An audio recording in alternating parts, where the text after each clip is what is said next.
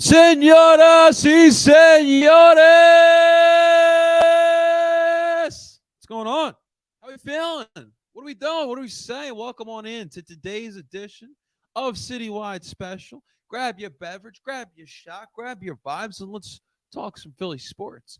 We're live, ladies and gentlemen, on YouTube, on Twitter, on TikTok as well. YouTube and TikTok, do me a favor, hit that like button. I would truly appreciate that.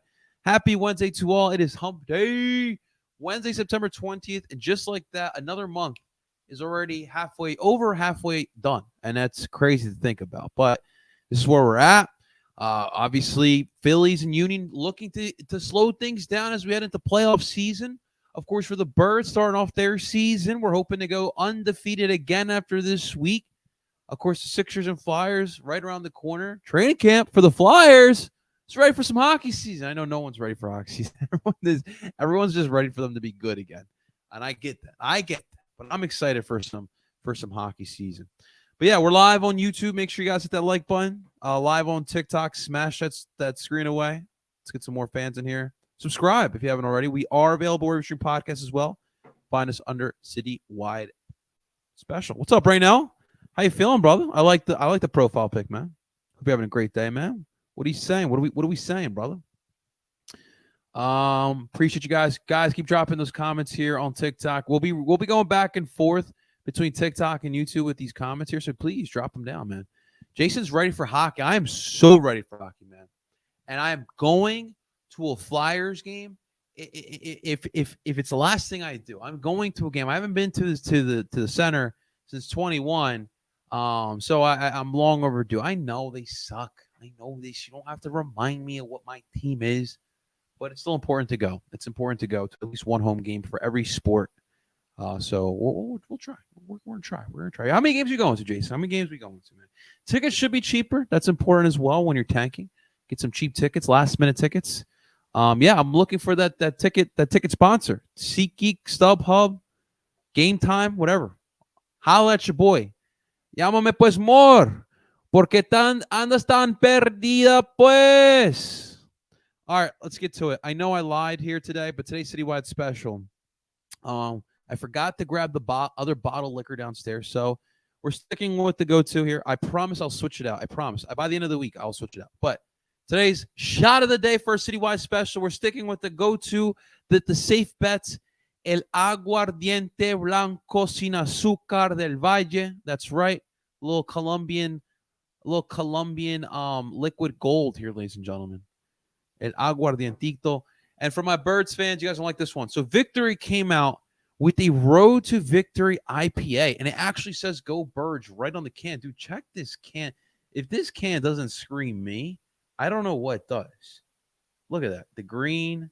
Look at the detail on the logo. Don't worry, TikTok. I'm going to show you all as well. But the shouts to Victory. It is an IPA, so it is one to drink a little slowly, but check that out. TikTok.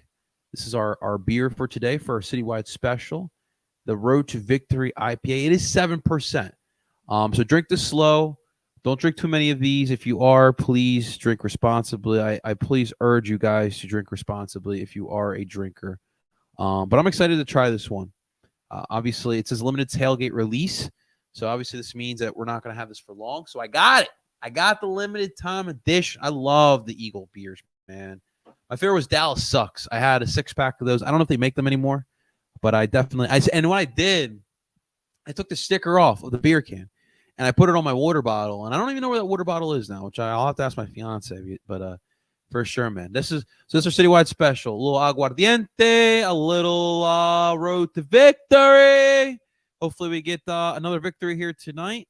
But salute as YouTube gets motorboated and TikTok. Y'all get motorboated as well. Salute, mi gente. Citywide special. Good shit, man. All right, let's look at today's poll. Oh, right now we got 1-0 Real Madrid. Little Champions League. Right now, we had our match yesterday. Porto destroying Shakhtar Donetsk. We're on our way, man. Listen, you know me. I'm all in on Porto. Forza Porto. We're going back, dude. We don't need Jose Mourinho. We're going all the way back to the finals, man. We're winning it. I know I'm a little high. I'm a little high on Porto. I'm smoking on that Porto pack, all right? Leave me alone. Appreciate right now giving us some Champions League updates. I like that, man. But yes, real quick, let's go to the poll. So today's poll of the day is on YouTube. You guys are more than welcome to participate as well. But since we have a big game here tonight for the Philadelphia Union, the question of the day is very simple. What's tonight's result? And of course, you can comment in the comment section what you guys think will be the result, what the result you think will be. But do you think the Union will win? Do you think Charlotte will win? Or do you think it'll be another damn draw? So 9 votes are in so far. 55.6% believe the Union will win. 11.1% believe Charlotte will win. And 33.3% of the voters believe it's going to be another damn draw. Again, you guys want to vote? More than welcome to. Link is in the bio wherever you are watching. I'm sure I'll have a link tree in there, but head on over to YouTube at Parcero Philly. Vote. Let us know what you think will happen. I saw a comment in here on TikTok. Jakester, what's going on, man? Jakester875. First off, I appreciate you for stopping by, my man. Jakester says, I'm so bored of watching regular season MLB. I want the postseason. Jakester, I think you speak for most of baseball fans, but especially here in Philadelphia. When Philly fans were so close, Poppy, so close, we could taste the trophy. This is more of a trophy, right? Not the World Series. We could taste the trophy. And then the Houston Astros just, do Astro things. I don't know if they cheated just yet. I don't know. Did you guys hear trash cans last year? I don't know. I really didn't. But either way, it's heartbreaking. But they have a chance here. And I do like our chances. I know there's a lot of concerns with this baseball team. But overall, it's still the Phillies. You still have a lot of the key components from last season's team this year. So I'm going to go into this with optimism. I know that's not the Philly way. That's not the Philly special. But I'm going into it with optimism, man. We'll see, brother. But they do have the makings for another run. But we're gonna have to wait to see, man. Jason's got Union winning 5-1. I like that, Poppy. I like that. All right. Bayern Munich on top of Manchester United. I heard not a good day for the Man U goalkeeper. I forget his name. But 3-1 Bayern on top of Manchester United. Awesome stuff. All right, let's get into it today. I know everyone wants to talk about the Phils, and I do too. Obviously, last night we had to do a late recording due to time restraints. But for the Phils here, a loss, unfortunately. And it sucked because it comes after the 7-1 win against the Braves on Monday night. The Phillies got runs, got home runs. They looked really good. Obviously, Kyle Wright is not the same this year, but you take a win, especially after losing the division, allowing them to celebrate on your home field, sucked.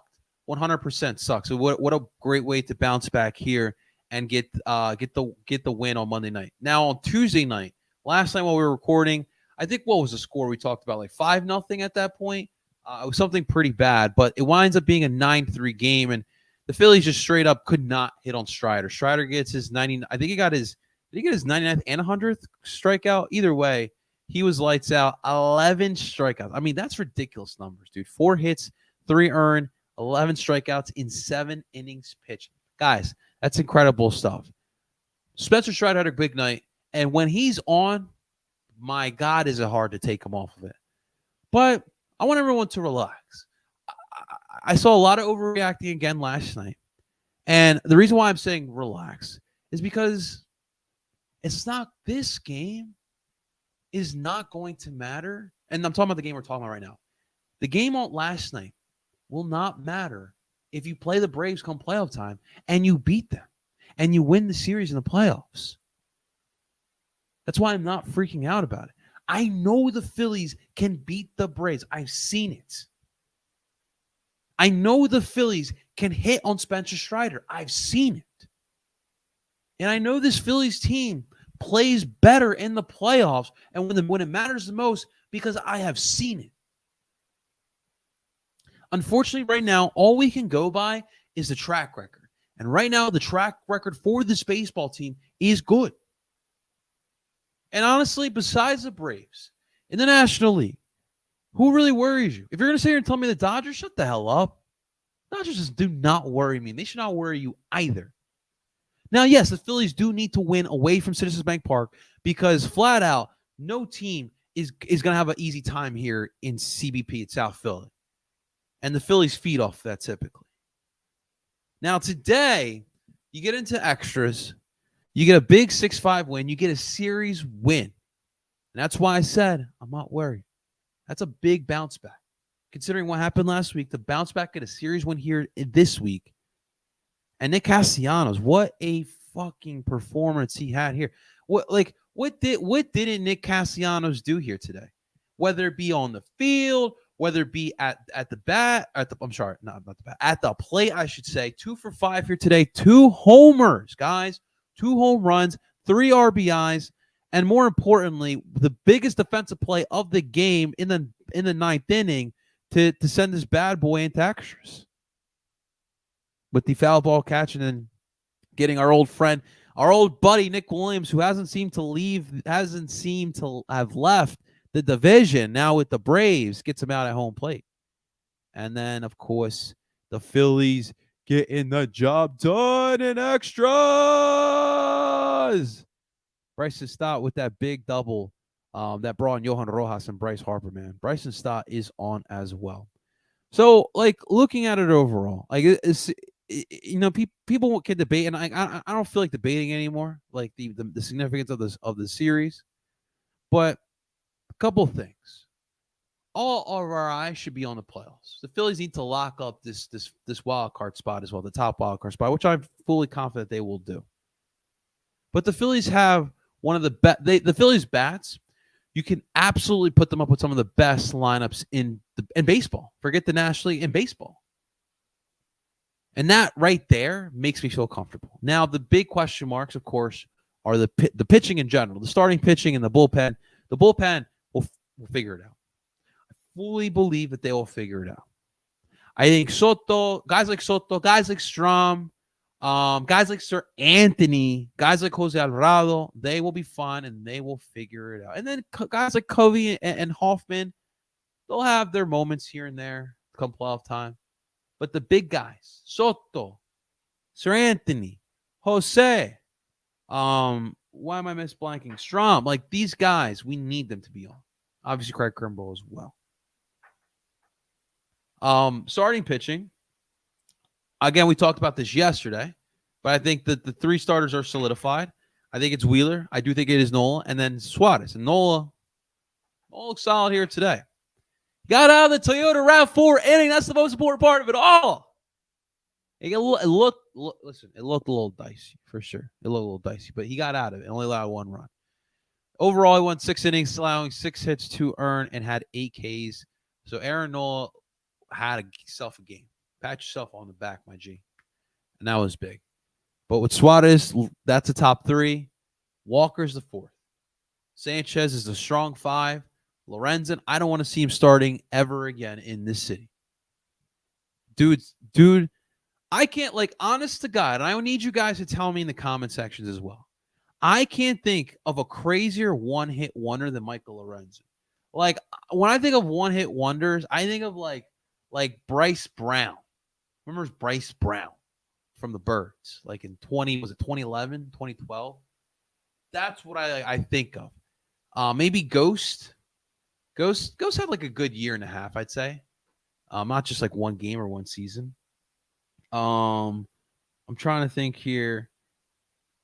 I guess Michael Layton, that playoff run that he had was a little bit of a one-hit wonder.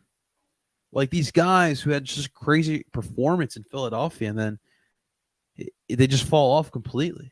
Obviously, Lorenzen's got some time, but they like Don Brown, that crazy summer that he had, and he fell off hard.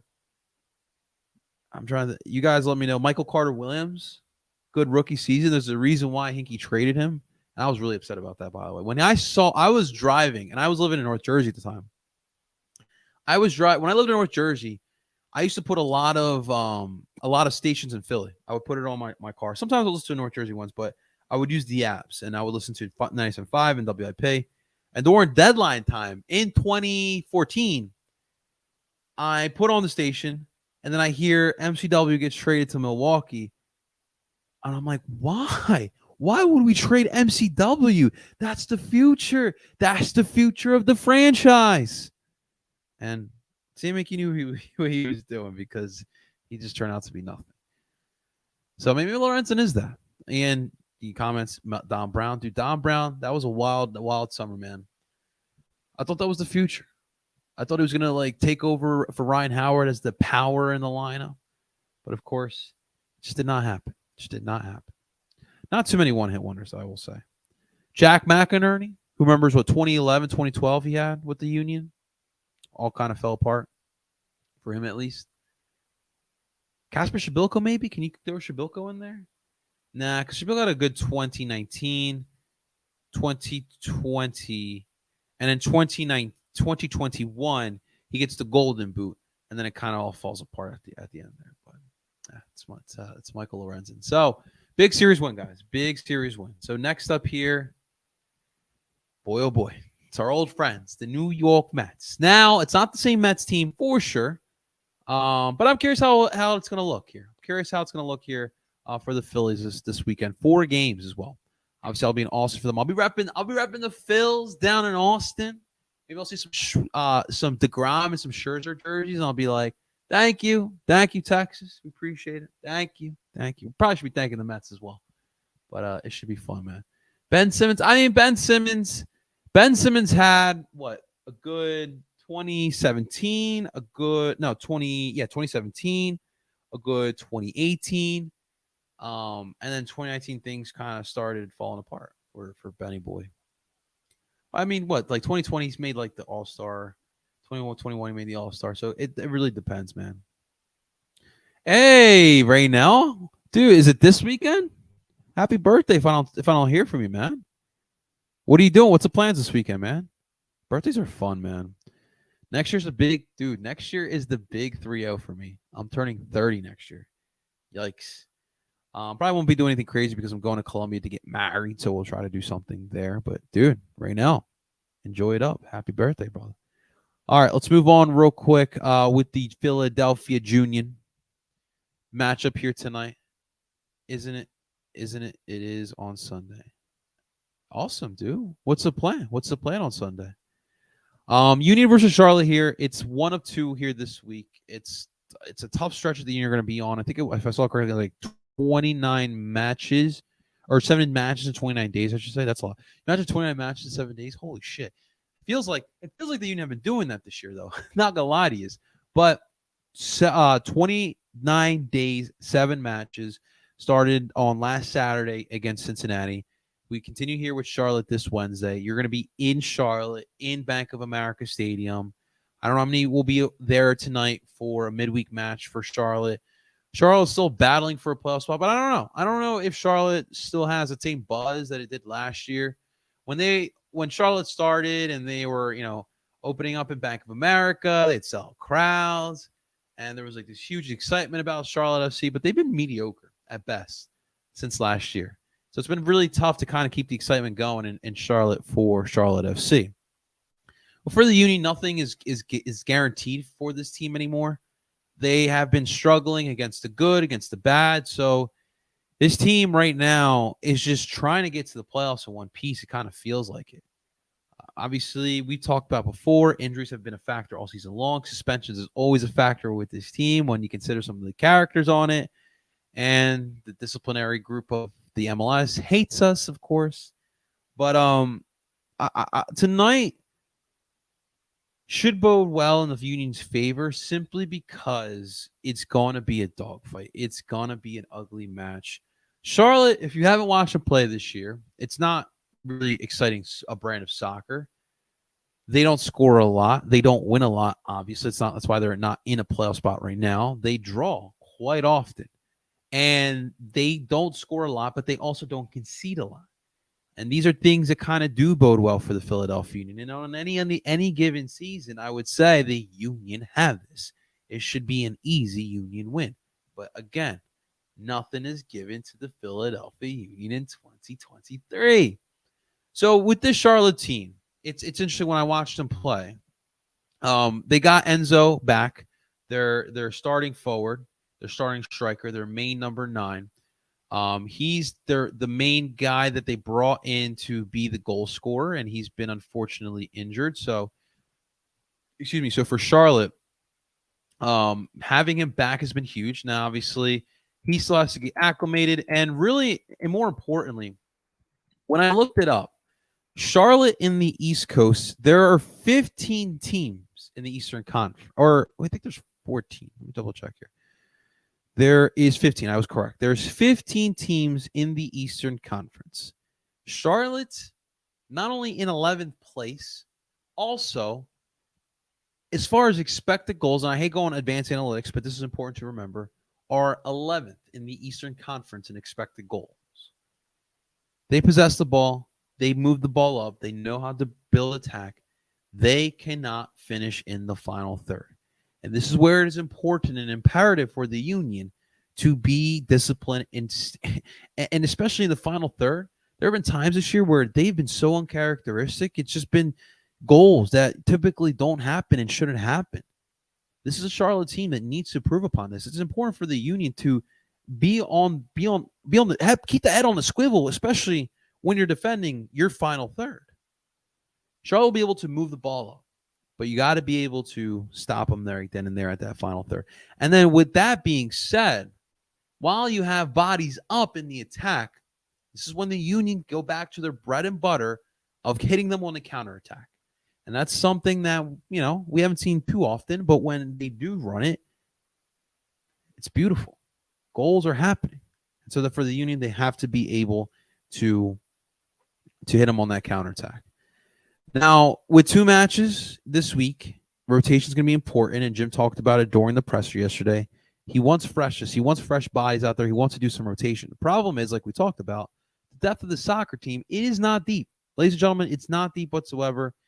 So what do you do? What do you exactly do?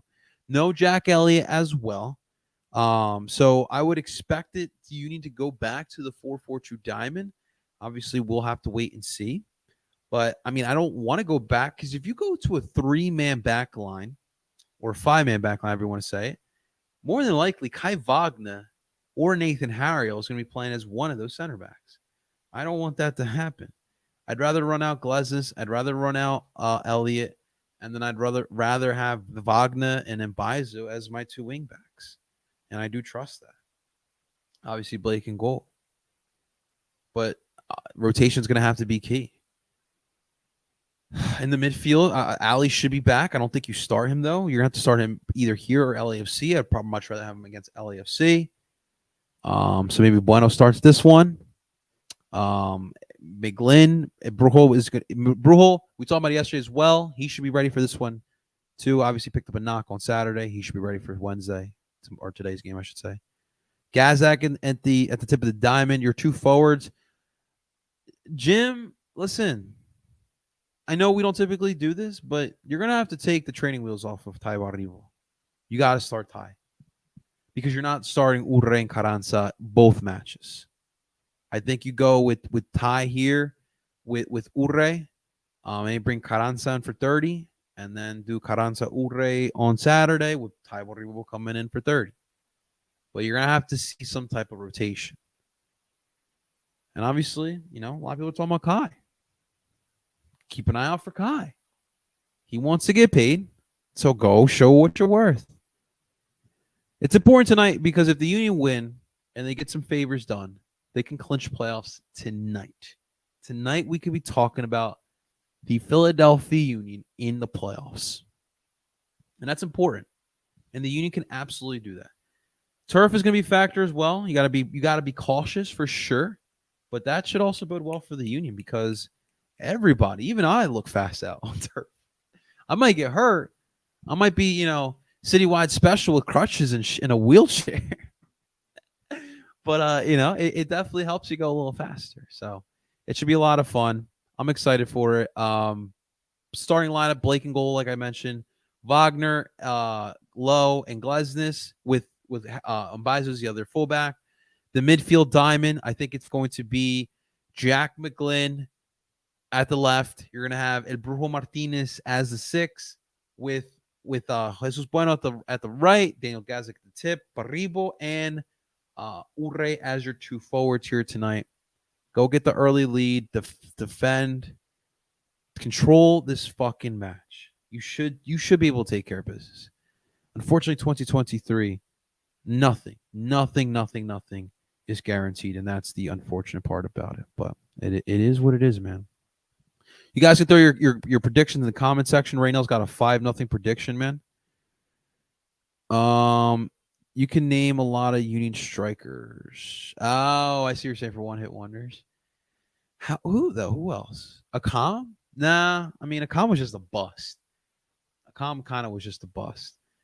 That was Ernie. I'm pretty sure it was an Ernie signing, and then obviously you make the shift with Ernst coming in here, and then obviously David Akam really didn't have a place. Where is David Akam? Speaking of which, let's see, David Akam. He was with Nashville last I heard, but that was like a year or two ago. And now David Akam is a free agent.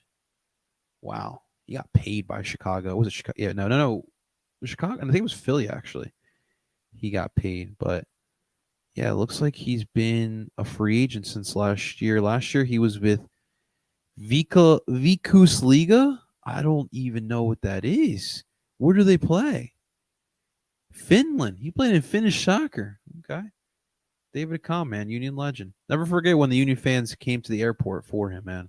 Dude, we've been starving for good soccer here for a long time, man. Isn't it on Sunday? The Union and LAFC tomorrow's Saturday. Saturday the 23rd. No, listen, these dates I can't keep up, brother. Just double check. I'm pretty sure Union is in LAFC. Yeah, Saturday at 7:30 is Union versus LAFC. Ian's got a 4-0 prediction. Okay, I like it. Keep dropping your comments in the comment section. Jason's going to be 35 next month. Jason, we're getting old. Dude, we witnessed a lot in 35 years. We saw a Super Bowl. We saw Eagles Super Bowl, I should say. We saw Philly get a soccer team. We've seen the decline of retail. I don't think you guys understand. Like, the decline of retail really hurts me. It really does. Walking into a mall, it breaks my heart. Dude, the mall was the cornerstone of the community. It was a place where kids would hang out on a Friday night. We had no money in our pockets, but we were there just to get out the fucking house, hang out with friends. I luckily when I was going to malls as a kid, we had cell phones. So, texting and calling like, yo, Sally, me, Johnny, David, and Billy, we're hanging out by Nordstrom. Come on out. Telling the little ladies to come out. Then you go to the mall. The movies. The movies were right next to the mall. Dude, these kids don't understand, man. These kids do not understand, man. Getting I don't know if they still do it, but the samples at the food court or the Chinese spot, they're giving you the bourbon chicken on the toothpick. Dude, come on. Like, you go home, come home. Did you eat? Yeah, I had bourbon chicken, but you had no money. Don't worry about it, Mom. My pocket's full of toothpicks. So good times, man. It is definitely good times, but it's unfortunate. Amazon and online ordering is taking over, and so, dude. But yes, the death of retail pains me, and I don't think people really understand it. Reynolds turning 18 right now. Way to make us feel old, man. I'm just kidding, man. Dude, congrats though. 18, man. That's big. Now you're gonna be an adult right now. Be making real life decisions just like us, man. Right now, whatever you do, don't get into content creation. I mean, it's no good. It's no good right now. In all seriousness, if I was 18, I would have started. I would have started YouTube. Fuck it, I'm going for it. Right in my mom's house. Would have started the YouTube game. Right on my cell phone. Started right off the jump. I would have said, "Fuck what everyone thinks. They can say what they want. They can hate me all they want. They can say I'm weird. They can say I'm a nerd. I'm a doofus, but I'm gonna do it." I wish I would have. But can't have regrets. Only experiences that you learn from. That's all it is. Let's move on real quick with the Eagles. Can we real quick? Can we just give a round of applause?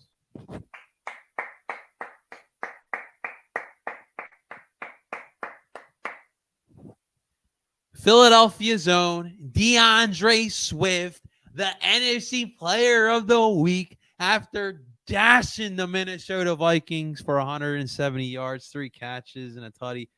Dude, what a great week, man. I love these stories. Obviously, you feel for him as a local boy. Today I think was he talking about the St. Joe's Prep. Did he go to St. Joe's Prep? I forget where he went. High school, but it's dope, man. I really do feel for it. I'm excited to see what type of season he has. More importantly, can he stay healthy? That's going to be the important part here for DeAndre Swift. He's staying up the pack. But no, I mean, like, dude, they gashed the Minnesota Vikings. And that's not like it's not the same defense that they've had even years prior. But this week, you're going to go up against the Bucs. And we talked about it as well leading up to it. But you're going to go up against the Bucs, right? It's a solid defense. They're playing really well. They have a really good defensive coordinator who stopped you before in Todd Bowles. And so running game is going to be ultra important this week, probably more important than last week. Because I don't know if you could just straight up pass the ball 30, 40 times this week and try to win a game. I'm being dead ass honest. I don't think it's going to work. And I don't think that DeAndre Swift is can be the only guy carrying the rock as well this week. Kudos to DeAndre, but every single week has to be a different game plan. Can we get Penny involved? Gainwell should be back this week as well. It should definitely be interesting, man. But this team, for as much slack as they've gotten, I think that people are being a little bit too hard. I think for what they've been doing so far this year has been fine. For sure. I think it's been fine. This Eagles defense, according to PFF, so far has been ranked as the second best rush defense. And they typically have been doing really well. But there's been a lot of love for the defense. Now, Seth Joyner fucking still cracks me up, man. He literally compared Jalen Carter to Jerome Brown. I know a lot of younger Eagles fans don't know who Jerome Brown is or don't understand how impactful Jerome Brown was before his passing. May he rest in peace. But that dude was a menace in that defensive line. And if he would have played like 2 more years, he would have been a Hall of Famer, in my honest opinion, man. Just 2 years. He didn't even need a whole career. Give him 2 more years, he would have had records that would never be broken here. And it's unfortunate he had to pass. But I think a lot of people forget about him in today's NFL. But Seth obviously played with Jerome. Seth played with one of the best defenses in NFL history. Yes, I said that. I know we didn't win shit. But you ask anyone in the late 80s, early 90s, they didn't want to play the fucking Eagles. The Gang Green? No, nobody wanted to play that against that. I'm in love with Jalen Carter too. But can we relax on the comparing him to a legend like Jerome Brown? Please. But yes, Carter has been so disruptive. Jordan Davis has been super disruptive. And even Milton Williams, who's not gotten a lot of love, has been extremely disruptive as well in his limited snaps. Fletcher Cox seems to have a little bit of a resurgence in his life. And honestly, this defensive line, again, this defense in general is going to go as far as the defensive line takes them. Dude, Jordan Davis, man. The swim move to get to the quarterback. Oh, my God. That fucking hurts. Imagine getting, like, your arm slapped by that man. Oh, my God. I'd have bruises. I'd have literal bruises. But this Eagles defense should be fun. And obviously, like, dude, like, Sweat had an underrated game last week, but he was quiet in week 1. Hassan Reddick's been quiet throughout. I mean, he might still be hampering that injury. But overall, this defensive line's fun, man. And it's going to have to be big for the rest of this defense to succeed, man. And we'll see. We talked about it yesterday. I do not know what the Eagles will do in the secondary with obviously the Monty Maddox injury. I'd like to see the tweet by Monty Maddox here today. You know, when life gets you down, it's important not to let it keep you there. Shit happens. A flat tire, your girlfriend breaks up with you, you lose a job. That's shit that happens, but that's shit that you can get over. You got to find a way to get over it. Injuries happen. You got to find a way to get over it. I don't know if this is the end of Monty Maddox in Philly, but you got to love his mentality, man. Absolutely got to love it, man. Absolutely. All right, let's end here real quick with the Philadelphia Flyers. Training camp practices start tomorrow. Guys have reported today. Like I said, I'm excited for Flyers hockey. It is going to be fun. I'm curious to see these camp battles as well. The defensive pairings, the defense in general, is a lot of questions. I really don't know what to expect. More importantly, more than anything, I want to see Cam York bounce back. I thought he had a little bit of a rough season. He had some good moments. He had some bad moments. I obviously started off the season not on the team, and then I thought he had a solid year. And then at the end, I thought he kind of fell off. So it's tough too. Like when you've had this much losing, it's tough to keep these players' minds in the right place. That's what's going to be important about John Tortorella. And it doesn't help when Torches in the last games is chilling in the press box. I still did not agree with that, but it should be a lot of fun. The Flyers did announce Ed Snyder Legacy Night, which. Yeah, it's on January 6th, which I, too, questioned until, our boys, Terry, NBA Slime Season, asked the question for all of us, and someone kindly commented that it is Ed Snyder's birthday, which I didn't know. I honestly did not know. But I'm curious to see what that entails. Are we going to get a family? Like, what are we exactly doing? What are we doing to celebrate Ed Snyder? Because obviously we're not celebrating his life on the ice because we haven't been really winning much, but should be interesting, so we'll keep an eye out for that. But yeah, more news that comes. We'll be talking about it. We'll get some Flyers voices on here to talk about it as well. But training camp's here, guys. Training camp is here. The tank begins this year. Starts this week. Tomorrow we'll be back again, guys. Reminder, tonight is Wednesday night watch along. Union versus Charlotte. We'll be here at 7:25. Make sure you guys are here as well. We'll get that bad boy started. Thanks so much for watching, guys. We'll be back again tomorrow. We'll preview the Eagles Monday nighter against the Bucks. Make sure you guys stay tuned for that. Thanks so much, guys. Make sure you hit the like button, subscribe for more. Until next time, I go by the name El Parcero.